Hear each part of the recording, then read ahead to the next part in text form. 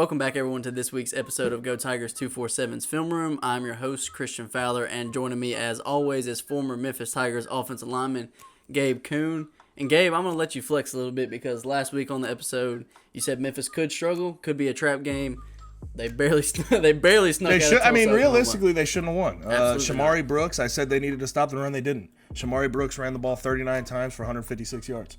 They scored 4 touchdowns on the ground. Their quarterback, Zach Smith, was able to get some things done. I think what you're going to see on this film, though, is the Memphis defense made some uncharacteristic mistakes when you compare what they did in this game to past games. And I think that was the biggest difference in this one. Absolutely. And on the offensive side of the ball for Memphis, played well, especially in the first half. Brady White looked good again. Kenny Gainwell looked good again. But before we get into the plays, Gabe, I do want to give a little breakdown of tonight because it's going to be a little bit different. We're going to try to go through these plays pretty quickly because I doubt anybody wants to see the majority of these. So we're going to The last one's all right. The last play is cool. The last one's all right. So we're going to run through it. Then we are going to talk about Memphis SMU and game day. I know everyone's excited about that, so we want to give you guys an inside look, especially from Gabe's perspective as a former player.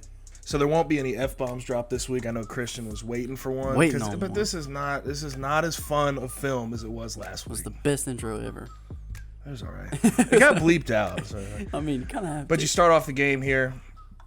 Very simple, just a play action pass. They fake this counter that they've been running for since the second week basically. Right. They bring him out, they move the pocket, and they just throw a one-on-one to Coxie, and he's just bigger and better. And how much better has Brady White gotten at throwing on the run? Remember the Ole Miss game when we broke down that film? We were like, they tried to move the pocket, but it didn't work very well. And now they use him throwing on the run a lot. Since the Temple game, he has looked like a new quarterback. That once the second half hit of that Temple game, he has been on point. Ball's right here, good delivery, and this guy's just too little. Yeah. I think that's what they're saying in film. Too little. Weight room. Yeah, seriously. And then he just gets here, gets the first down. He gets a little popped right here, right in the face. Not happy about it. That's not fun. Was not happy. He gets up and jaws a little bit. That's always fun. That's DeMonte though. He's gonna. They got to be careful. You can get penalties for that now. Standing over somebody and jawing. But yeah, it is a weak one. It's kind of fun to see it happen. You ever stand over top of somebody like that? Talk a little crap. A little bit. A little bit. Okay. But it's like. Kind of have to. Yeah, I'm hitting somebody every play, though. Bury somebody. Here we go. No, same thing. Good play design. Yeah, this is a play action. And Tulsa here is sort of out of sorts. They're in a zone, but what you'll see here is Calvin Austin and Coxie are running into sort of the same area. And the safety right here, number 3, can't get over and attach to Calvin Austin in time. It's just a really good play design. Right. And a good delivery here by Brady White. Even though he doesn't quite get his full body into it, he's throwing it off to the side. It's good to see him sort of zip it in there to Calvin Austin. Yeah, absolutely. And I don't understand why they didn't go deep more because when we go through these plays, you'll see that Tulsa's secondary got confused a lot, especially when their linebackers had to be in coverage. At the end of the game, too. End of the game was rough, so I think they should have spread the field a little bit more. Because obviously Brady was making good throws and they were making this Tulsa secondary guess. But you'll see right here, it's just levels. 9 can't cover both of these guys, and number 3 just didn't attach quick enough to the speedster, Calvin Austin. Put it right in that zone. Very easy. A little bubble, and that's why you didn't get much run after catch, is because it's in a little bit of a bubble. Not really a tight window, but a little bit of a bubble. That's what we're calling it now. Little bubble. Now this one. Good Lord! What can you do?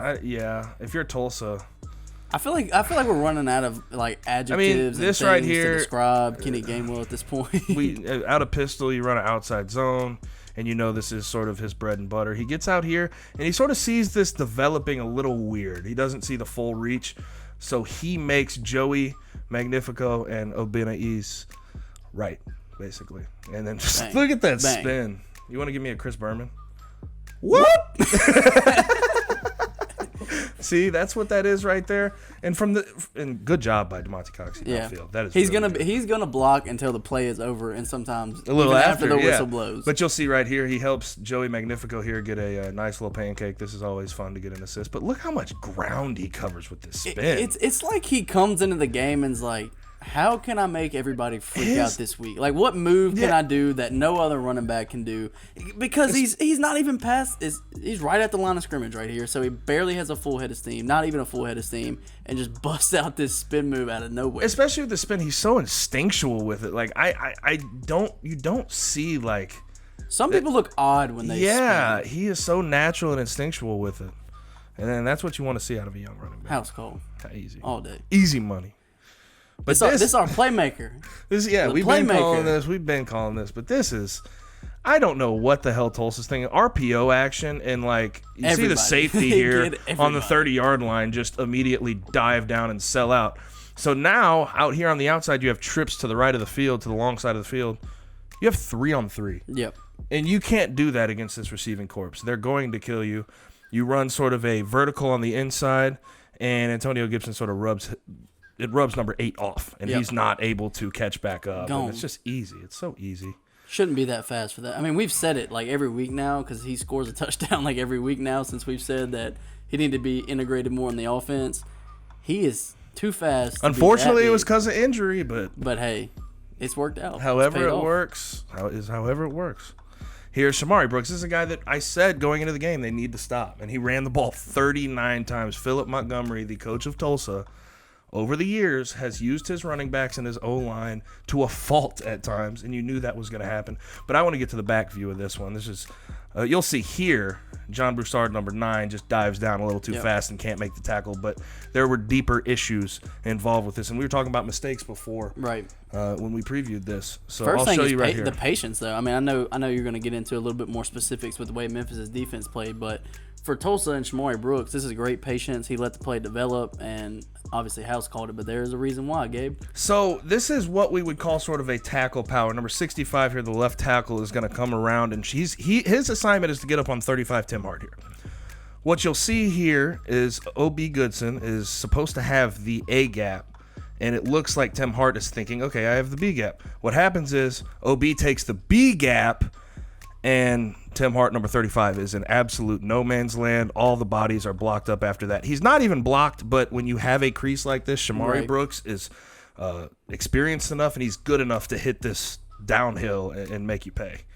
And that's what you see here. John Broussard just needs to be a little less downhill trying to get after that play. A little bit more patient. Absolutely. This is just a good throw. This is very basic sort of rollout scheme, trying to move the pocket. Obviously, I think Cameron Wilson. I was about to say. Cameron Wilson's open, but, we got to get Joey. He's got to break the record soon here. Right. So, just a good ball. And Joey's getting held the whole way, you'll see, by number 8 here. He's got a hook around his hip the entire time. And when they see this power formation, they see Joseph Dorsey's come in, they're thinking run all day. Yeah, they're selling out against the run, and that's what they did here. But look at this placement right here. Great ball, great catch. Like you said, it should have been a flag for sure right there. Yeah, I mean, he had his hand around his hip the entire time. This guy, Corey Taylor, the second, killed them. Not a bad football player. I mean, he had 3 touchdowns running the ball, and he was good all night. And you'll see sort of the same thing here. They bring a blitz here off the edge, and Tulsa's just running a basic zone scheme, zone to the right. Austin Hall off the edge. Everett Cunningham's going to stunt inside to the B gap between number 63 and number 78. And number 10 here, Morris Joseph, goes A gap. But you'll notice here, there is no one here in the C gap. Yep. Not a single soul is going to make a play in that gap right there. So if both your defensive end and your defensive tackle are slanting down, where's your linebacker supposed to be? He's probably supposed to be here. I think this is Tim Hart's responsibility here. I don't know if it was a gap exchange, what it may have been. Right. But somebody has to be there, or this is gonna happen every time. That's just an easy play. Also, if you run it back, Londre Thomas got completely fooled. I mean, he's all the way on the other side of the field. The thing is, I mean, in theory, it could be his. I really do think it is Tim Hart's gap, but in theory, it could be, and he completely got sucked out of the play. Well, the thought process here for Londre Thomas is, okay, I see number 32. 32 might lead me to the play, but in this situation, did not. And you'll see here, number 65. I'm sorry, is that a hold? That's a clear hold. Mr. Ref? What you looking at, brother? It looks like you're looking directly at it, but could be wrong. Could be wrong. I mean, maybe I don't think it would have changed the play, but if you call it 10 yards back, your favorite refs from your favorite conference. Of course, always. This is a counter scheme they've been running since week 2. But the one thing I want you to notice here You heard of this Kenny Gainwell guy yet? is he lets it develop in front of him. The patience and then the explosion, even when it hasn't fully developed, is crazy. Like, I'm gonna run this back. It looks like he is shot out of a cannon through this hole. As soon as Joey Magnifico makes that block, he knew it was gone after that. Oh my gosh! And I don't even know what to say at this point. We've seen this how many times this year? Too many. 14 touchdowns already for Kenny Gainwell. I think there's a lot more to come. Joey Magnifico hasn't even got to his guy yet, and he's already accelerating through the hole. And these two guys downfield had no chance. Like, if you give him an opportunity in the open field, your percentages of tackling him are not high. His anticipation is just so much better than I thought it would be. Next level, man. It really is. Isaac Bruce compared him to Marshall Faulk this week. He said Christian McCaffrey, and maybe that's a little much, but Marshall Faulk? I mean, Marshall Faulk's a Hall of Famer. A Hall of Famer? A Hall of Famer. And I think he's like one of the leading receiving backs. Yeah, he is. I mean, he was really the NFL. Roger Craig really started the receiving back with the 49ers, but Marshall Faulk really revolutionized it with the greatest show on turf. I mean, that's it. That's your old STL, team. baby. Old team, repping St. Louis. Juan Carlos. What a name. Yeah, Juan Carlos name. Santana. Juan Carlos. Okay, so they run an RPO here, and you'll see the linebackers just immediately attack. And all that Tulsa wanted to do was, okay, let's get a one-on-one with your smallest corner, Jacoby Francis. Right. And all they have to do is give their guy a chance. Yep. This is something you don't want to happen, but this is good scheming by Tulsa. They sort of knew what they wanted, and they picked it out. Yeah, it's a one-man route all the way. Like, look at the guys at the top of the street. It's hilarious. They don't even do anything. They're just like, we know where it's going. That safety's already shaded over here. We don't have to fake him out. But RPO, they run he could have very well handed that off if the linebackers would have bailed, but they didn't. No safety to help him out over top. He's got to be better in man coverage in that situation. Yep. Find the ball. Yeah, and this was setting up. This is what I don't understand about Tulsa. This is a situation where Memphis can come down and set up themselves to win the game. So you decide to press their best and most physical receiver on the outside, and you'll see how this goes. Doesn't work out well. Get down. Get down. He's gone. Get down. And then I don't know. This safety is sort of in no man's land. Well, you see the linebacker over here is in man coverage on Kylan Watkins. But then this guy thinks he's in man coverage as well. He also is like, I don't know. You see, okay, if you watch it first, he's like, okay, I'm going to take DeMonte. You see his hips flip to the right. Yeah. Roll it just a little bit more. Hips flip to the right. Looks like he's going to try to stick with DeMonte, and then he flips his hips back down. It really. Well, I mean, at this point, he should have had his eyes flipped there because look how many steps he already has on the guy. He's looking. It looks like he's looking directly at Brady White's eyes, actually. So I don't know. I don't know what the thought process with Tulsa. They haven't been great defensively this year, but that is not a good mistake to have at this point in the game. But either way, good throw, good ball. Good catch and good run after the catch. Give him that stiff arm. Come on, go. I wish he'd be able to crib one of these. Oh, he's so close. Oh, look how he gets up though. That's impressive. He's just trying to show off some athleticism there. Yeah, but they sort of make them think that it's a run play, and you'll see number 6 try to add himself late. Dustin Woodard's all over it though. Senior, he knows what's going on. But yeah, he almost finishes it off, but Kenny will do it here for the next play. I feel like his touchdowns are going to go up at the end. Like, they got to. He hasn't scored too much this year. I feel like DeMonte's going to get some more touchdowns as the year goes on. I always wondered, like, using him as a red zone target, how they would get that involved, but they seem to go into this big set right here a lot. Or they say, we'll give Kenny Gainwell the ball, which, not a bad plan. Not a bad plan at all. Hey, I want you to guess what play they're going to run. G lead, maybe? Yeah, here comes the left guard. Watch Dylan Parham up out the end and fits it up. I love the wrinkle. Look at what's JoJo doing. JoJo's like, there's nobody left to block. Yeah, they confuse him here with this little with the jet motion. Something they haven't shown this year, a motion from Calvin Austin. Yeah, JoJo, I want to see a little more out of you, man. Yeah. But that's smart. I mean, when you think about, you finally put some tape on Calvin Austin that he is fast. Tulsa's defensive coaches were saying when 84 is on the field, he's fast. So when they see him in motion. I could see them handing this off, and I don't know if 12 would probably track it down, but I mean, this is sort of a walk-in touchdown, and they've been running it all year. They've showed it on tape, so the fact that they're still pushing it into the end zone with that play is pretty good. Now, at this point in the game, let me give you a walkthrough. Gabe Kuhn, sitting on the couch at home, In St. Louis. I went to St. Louis you were this past weekend. actually home. Yeah, I was at home watching game with my pops. Memphis, Tulsa. Game day could possibly be coming. Memphis has to win this game. They could be back in the top 25 if they win. They could get college game day if they win. And it comes down to a freaking 29-yard field goal with 2 seconds left. You feeling a bit queasy at that point? I had a knot in my stomach the size of Texas, and then Jacob Rainey relieved it, and I laughed for like 10 minutes after this.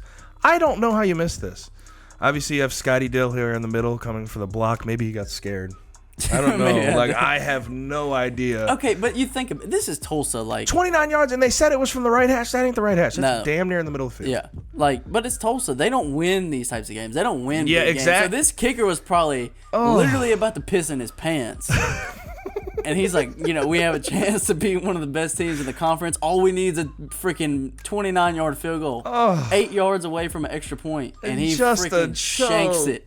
Oh, a choke job. Is there epic proportions? Is it a bad hold? Let's try to.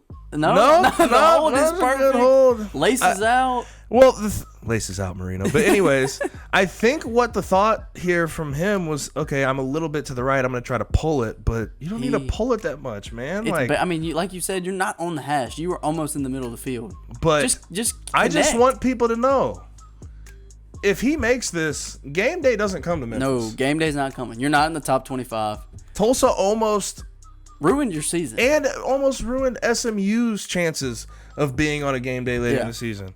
But this is why they are 2-6 and sitting at the bottom of the AAC at this point. You look at that celebration. You don't see him get that excited. Do you think that any part of him thought that he was about to miss a 29-yard field goal? No. I mean, at that point, as a coach, as a team, you're basically resigned to the fact that we just came to Tulsa, Oklahoma, and laid a freaking dud. No game day, no AP ranking.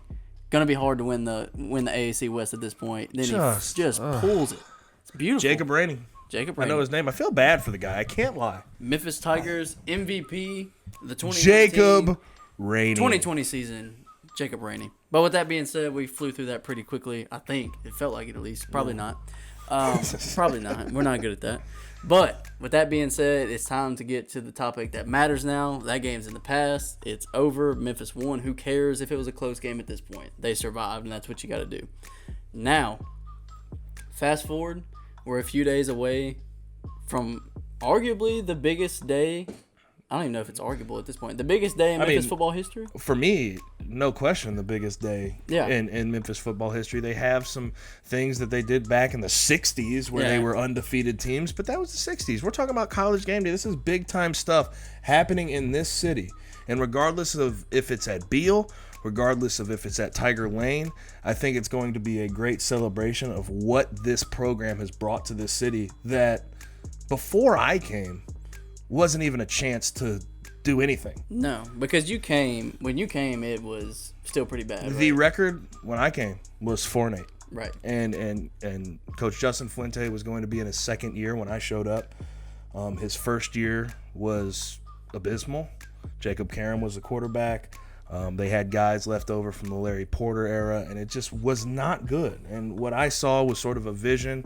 I didn't know it would turn around the way it did, but it did. And my first year on campus, there was 3-9, but we lost a bunch of close games, and we were playing very close, playing very hard. And then that next year, immediately into the Miami Beach Bowl, only losses we had were to Houston, Ole Miss, a really good Ole Miss team with Bo Wallace, and UCLA team with Brett Hundley and a bunch of NFL talent. But we went 10-3 that year and ended up working it out. And I just think it's a celebration of where and how far that this program has come. 100%. I'm right there with you. It really is incredible. I've only been covering the team for a year and a half, but even with how much success they have had in recent years, you just don't expect this at Memphis. You don't. Nope. Where you have that tag that the University of Memphis is a basketball school, and it always will be.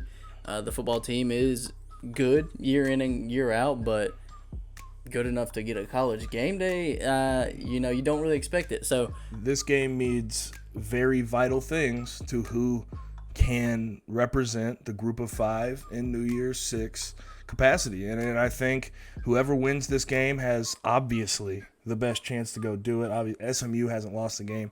I think they'll still have a chance regardless of if they lose. Right. But Memphis has to handle business. They're in the Liberty Bowl again. They just had a letdown. I don't think there should be any type of emotional letdown this week. You're 6:30, you're primetime, you got the A team covering you on ABC. Yeah, the way I've explained it, I've had multiple people ask me this week. I understand not being able to get up for Temple, and I mean Tulsa, and I know you won't hear Norvell or the players ever admit that. But you came off a controversial loss 2 weeks before. You come off of an emotional win against Tulane. You have to go to Tulsa, Oklahoma to play one of the worst teams in the conference. And a night game, it's not the atmosphere that you're used to because you had big games the past 2 weeks. Absolutely. Hard to get up for. I don't think the defense got up for it. I think the offense played well. I don't think the defense got up for it. That's just my opinion. If you can't get up for this game on Saturday, turn your pads in and go home. I see. If you can't get up for this game, you don't have a pulse. Absolutely. This is. I'm gonna go out and just venture to say it is the biggest game in Memphis football history. Yeah, I'm right there with you. And regardless of how it turns out, I think it should still be a celebration. Obviously, we want a victory. We want to keep our name in that New Year's Six conversation. But regardless of what happens, I am so impressed with where this program has come and what this team this year has done. Absolutely. Well, I want to take you back to Monday night. The announcement was made. I believe. So late. It was late. It was late. Pretty late at night. Monday night. The announcement is made via College Game Day's Twitter that they're coming to Memphis. And what was your reaction as a former player, as an ambassador for the university, someone who is still close with the program? What was that reaction? Give me not the unfiltered reaction, not the. Yeah. Okay, there we go. Hell yeah, I was so happy, and you knew it was coming, but the announcement didn't come. They had to find a place to go, but it is just so awesome, and I think Beale Street will be rocking. I think it'll be a good showcase for not just the football program, but the city, and I can't overstate it enough. This is going to be the biggest weekend of Memphis football history. Yeah, no, I'm completely with you, and I figured you were excited over it because it's a huge moment. Of course, it's a huge moment, and when you look at the fan base, I mean, it's gonna be sold out. This game is gonna be sold out. So with that being said, you actually played in a sellout, correct? The last sellout, October 17th, 2015, Memphis Ole Miss at the Liberty Bowl. Last time it sold out, you played. Goosebumps, man. I still get goosebumps from that game. That is the epitome of my college experience, like the top game, the most impressive crowd I've ever seen in a stadium. When you fill the Liberty Bowl, which was originally a professional stadium, to the brim, it's hard to beat, and it gets really loud in there, and I'm excited. I think they're up over about 50,000 ticket sales at this point. All those last second tickets are gone. And if you haven't got them, go get them, man. $9.01. No, those are gone. They're gone? The 901 tickets are gone. There's a few sections. I think the only sections left are where they removed the tarps. And by the time this comes out, it will probably be sold out. Yeah, it'll completely. Be sold out. Which is insane because when you think about average attendance anywhere from 30 to 40. And the thing is, I don't think SMU is going to be a big traveling crowd. So I think this is going to be majority 50,000 deep. Yeah. Of pure Tiger pride, pure blue and gray. Wear your blue. Yeah. And show what you got, man. Because this is about the biggest thing that has happened for this program ever. Absolutely. And I've, obviously going to the games every week. When there's 35 to 40,000 people, it's pretty loud. Like when Memphis is playing well, when they have a big play, it's pretty loud. So for me, I can't really imagine what it's going to sound like. I think it's going to be incredible. I think with everything surrounding this game, because it's not just game day. It's not just primetime ABC.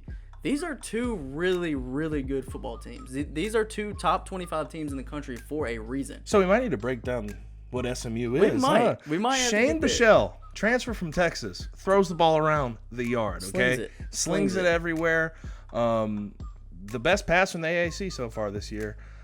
He's going to give them fits at times, but I think he puts it up into grabs at times, and I think they'll be able to get some timely turnovers.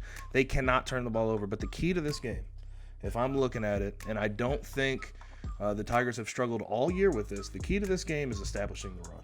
Yep. If they can establish a run and get Kenny Gainwell going early, that SMU defense, who really likes to rush a passer, they are second in the country in sacks.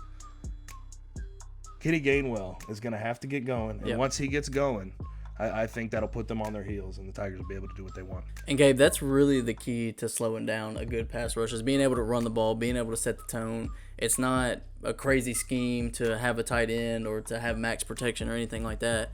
It is making those pass rushers think before they come, using the RPO, using the play action, which they've done and well. they did that a lot again in this film. Yeah. You just saw what they did against Tulsa. They tried to move the pocket. They did a lot of play action, a lot of RPO stuff, and I think you'll see a lot of the same things. But I think some of that 5 wide stuff you saw against Tulane is going to make its way back, and that's some stuff that is very, very lethal when they use it the right way. Guess who didn't catch a pass against Tulsa? Kenny? Yep. You know why? You know what I'm saying? Because Norvell went back vanilla. He didn't want to show anything. I mean, they knew they were the better team. And they still scored 42 points. Yeah, granted, they did almost lose the game, but that's on the defense, obviously. I mean, there's no arguing with that. But I think he went back to kind of the bread and butter stuff. We're not going to show – even though we've shown some things in the past, we're going to switch it up this week, go back, make them guess, and they're going to bring out all the stops. We've seen it – you think about the UCF games last year, both the UCF games. Norvell did things he did not do the rest of the season because this is one of those marquee games where you literally do anything and everything to win the football game. And I think both coaching staffs are going to do things that they haven't done this year yet. And I'll say one thing scary about this is Tulsa established the run and kept going. They were able to do whatever they wanted with Shamari Brooks and Corey Taylor II. Xavier Jones, he is a senior. He's and good. He has game. He is fast, he's shaky, and he will make people miss. Yeah. They're going to have to tackle better, and they're going to have to stay gap sound. Like you saw, we're going to have to make sure those linebackers are where they're supposed to be when they're supposed to be there. Yeah, and you said your key to the game was establishing the run. Establishing the run offensively with Memphis. I think SMU is going to score their points. They're good. But Memphis, they're good on offense. I think there's going to be some timely stops as far as maybe they might get the Memphis defense, that is, they might get a timely turnover. They might get a timely stop. But in the end of the day, this offense is going to have to be clicking on all cylinders to beat this SMU team. Absolutely. And you have one key. I've had to think about this a lot this week. So I actually have three key things that I think win the game for Memphis. I think first off is the secondary. Secondary's first off to me. TJ Carter. Chris Claybrooks, Londre Thomas, Quindale Johnson, who have for the majority played well this season. Londre struggled against Tulsa, but once again, I think you're up for this game. I think of course. There's no emotional letdown. No, everyone's going to be balling out and playing their absolute hardest this game. So those 4 guys have to play well.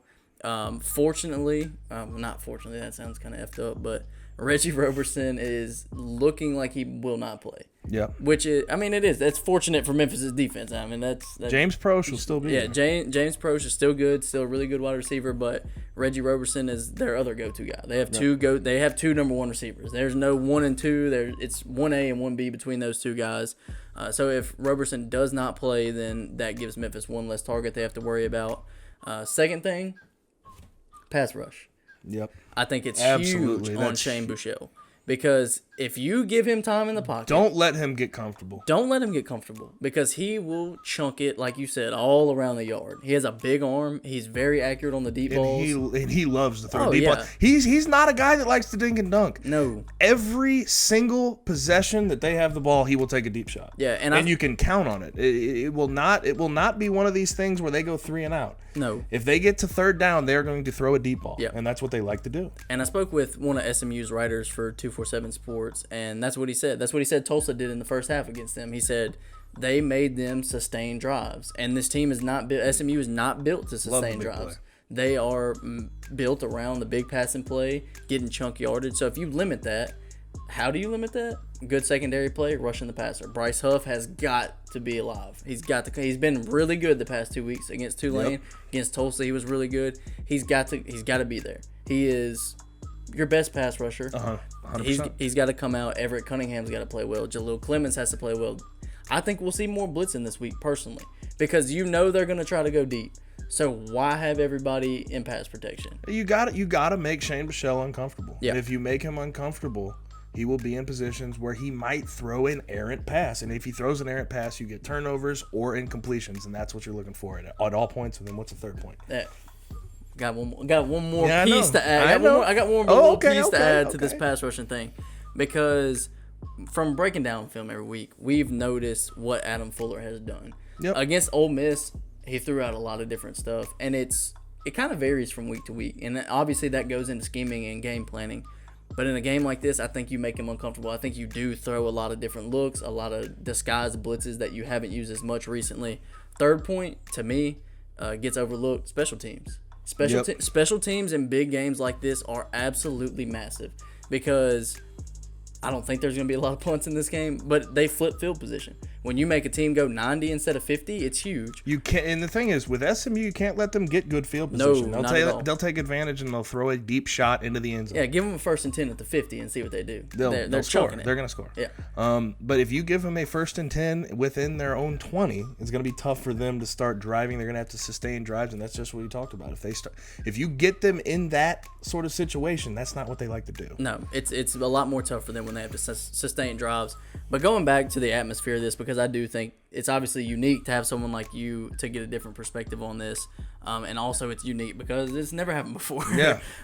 So for Memphis's star players, for DeMonte, for Kenny, for Brady, how important is a game like this? What does this do for them, and what does this do for the team? This is a money-making game. If you want to go to the next level, this is one you have to perform in. If you want to make a New Year's Six Bowl, this is one you have to perform in. So you have to come out, make sure the game plan is on your mind and fresh, and execute. It means a lot going down the stretch to be able to win this game. And you're in your home place, which you love to play at. You win consistently in it, and you don't want to let down these home fans. Yeah, and you talked about what it was like for that sellout Ole Miss game for you.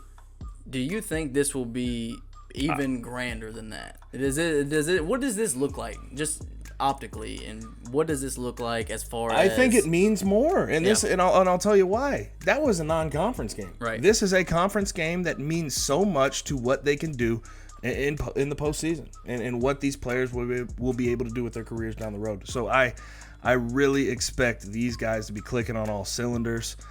We just have to make sure that this offense gets that run game going, and I think it'll be a good and smooth sailing for them. Absolutely, and you speak about New Year's Six Bowls, and that's obviously still on the table. And we said this, I believe, at last week's on Tulane. Mm-hmm. We said everything was still in front of them. Yeah. And everything is still wide open.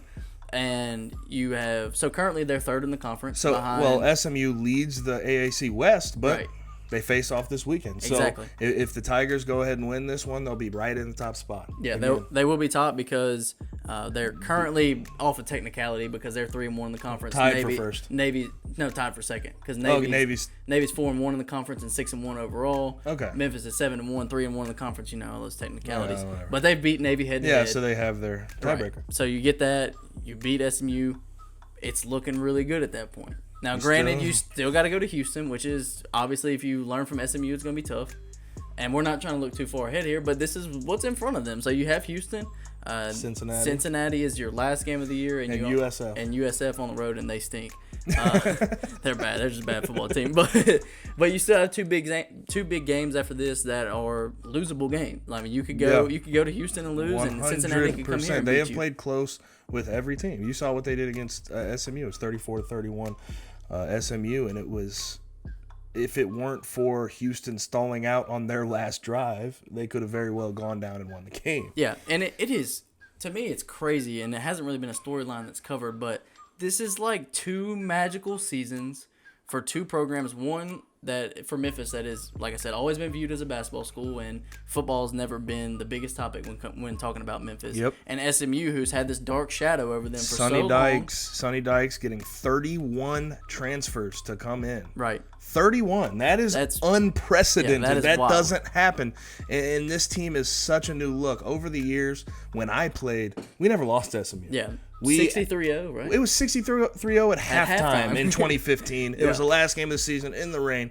This is a team that probably hates Memphis's guts. So they're going to come out and give them their best shot. There's some familiar faces, but more than anything, they are a lot of transfers and a lot of different guys in there with a lot of talent. Absolutely. And like I was saying, it's two magical seasons for two programs colliding.